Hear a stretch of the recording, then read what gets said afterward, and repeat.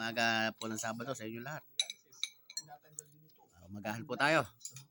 Ayan naman po yung ulam namin. No? Puyoy. Bulating dagat yata to.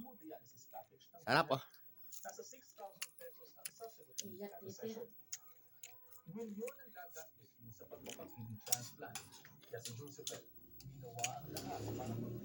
Wala po dito yan. Sa dagat na po meron ito. Sarap dahil pa manok. Meron dito igat pero sa tabang naman yun. Igat nga pala tawag dito yata dito. Sa amin puyoy. Harap. Crunchy.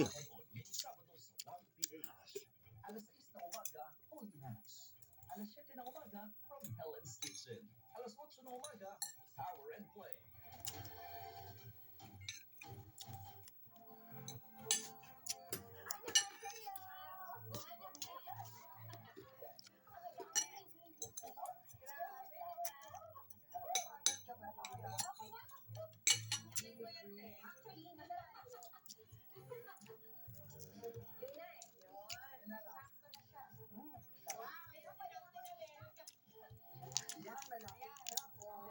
Ano po, crunchy. Even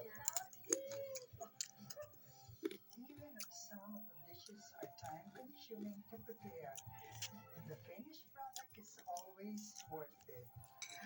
Welcome to my playground. Hindi na tayo nakapagkape sa excited.